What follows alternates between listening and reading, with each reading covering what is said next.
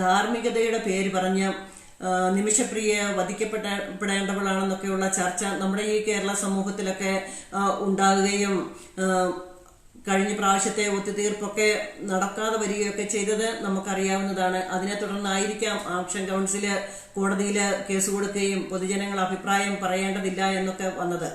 എന്നാൽ എനിക്ക് തോന്നുന്നത് കേസ് കൊടുക്കാനുണ്ടായ അവരുടെ പ്രശ്നങ്ങളൊക്കെ തലാലിന്റെ കുടുംബത്തെ പ്രകോപിപ്പിക്കുന്ന വിധത്തിലുള്ള പൊതുജനത്തിന്റെ സംസാരവും ഇടപെടലും ഒക്കെ ഉണ്ടായത് കൊണ്ടായിരിക്കാം. അതുകൊണ്ട് നമ്മൾ മനസ്സിലാക്കുക, യാതൊരു കാരണവശാലും തലാലിന്റെ കുടുംബത്തെ വേദനയോടുകൂടി ഇരിക്കുന്ന അവരെ പ്രകോപിപ്പിക്കുകയും നിരാശപ്പെടുത്തുകയും അവരുടെ മനസ്സിലുള്ള ആ കരുണയെ വറ്റിച്ചു കളയുന്ന വിധത്തിലുള്ള പ്രവൃത്തികളൊന്നും നമ്മുടെ ഇടയിൽ നിന്ന് ഉണ്ടാകുന്നത് ഈ നിമിഷപ്രിയയ്ക്കും കുടുംബത്തിനും എതിരായി തീരത്തെ ഉള്ളെന്നുള്ളത് നമ്മൾ മനസ്സിലാക്കണം.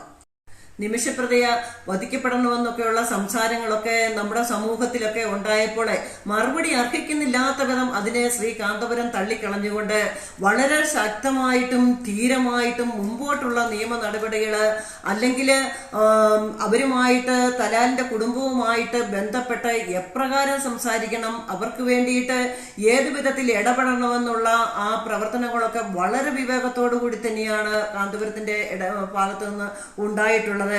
ആ വ്യക്തിത്വത്തിന്റെ ഇടപെടൽ കൊണ്ട് ഇന്ന് നിമിഷപ്രിയയുടെ കുടുംബത്തിന് സമാധാനം ലഭിച്ചിരിക്കുകയാണ്. ഈ അവസരത്തില് ഇനിയും മുമ്പോട്ട് കുറെ കൂടെ എല്ലാ കാര്യങ്ങളും മുമ്പോട്ട് പോകേണ്ടിയിരിക്കുന്നു. അതിനു വേണ്ടിയിട്ടുള്ള സപ്പോർട്ടും പ്രാർത്ഥനയുമാണ് സമൂഹം എന്ന നിലയില്, നമ്മുടെ ഒരു സഹോദരി എന്ന നിലയില് നമുക്ക് ചെയ്യുവാനായിട്ട് സാധിക്കുന്നത്.